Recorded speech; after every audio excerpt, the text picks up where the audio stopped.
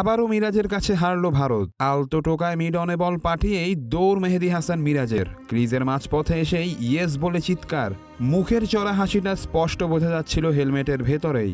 Run পূর্ণ হতেই helmet খুলে 2 হাত উপরে তুলে সারলেন উদযাপন। মিরাজ ততক্ষণে পৌঁছে গেছেন 3 অঙ্কের ম্যাজিক্যাল ফিগারে।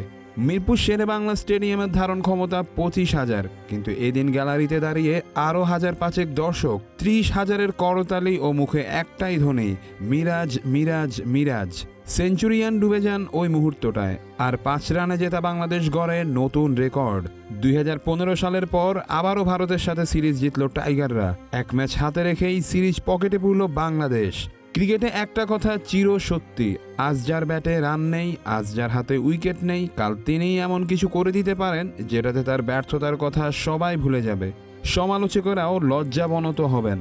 আবার উল্টোটাও হয়, 2 ম্যাচের ব্যর্থতাই সাফল্যকে ঢেকে দিয়ে নেতিবাচক আলোচনায় খলনায়ক বানিয়ে দিতে পারে যে কাউকে। ক্রিকেটাররা এটা জেনেই ক্রিকেট খেলেন, যারা সেই বিরুদ্ধ স্রোত পার হয়ে সাফল্যের তীরে পৌঁছাতে পারেন তারাই সত্যিকারের বীর, তারাই বড় ক্রিকেটার। চোখে লেগে থাকার মতো সেঞ্চুরিতে মিরাজ যাকে আজ ভারতের বিপক্ষে জয়ের পার্শ্বনায়ক বানিয়ে দিলেন, সেই মাহমুদুল্লাহর কথাই ধরুন। টি-20-র ব্যর্থতা তাকে সম্প্রতি এতটাই নেতিবাচকভাবে উপস্থাপন করছিল যে অনেকে ভুলেই গিয়েছিলেন তার ওয়ানডের ফর্ম নিয়ে কোনো প্রশ্ন নেই। ভুলে গিয়েছিলেন এই মাহমুদুল্লাহই এক সিরিজ আগে ওয়ানডেতে 84 বলে অপরাজিত 80 রানের ইনিংস খেলেছেন। যাক, বুধবারের পর সেটি বাংলাদেশের মানুষ কেন, হয়তো ভারতীয়রাও মনে রাখবেন। শেষ দিকে আইয়ার ও অক্ষর জুটি বাঁধেন। তাদের জোড়া 50-তে বাংলাদেশ চাপে পড়লেও শেষমেশ ম্যাচ ঠিকই বের করে আনে।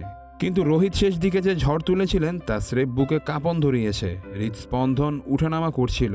নখ কামড়ানো এমন মুহূর্তে মোস্তাফিজের এক ইয়র্কারেই টেকনাফ থেকে তেতুলিয়া পর্যন্ত গর্জন উঠে যায়।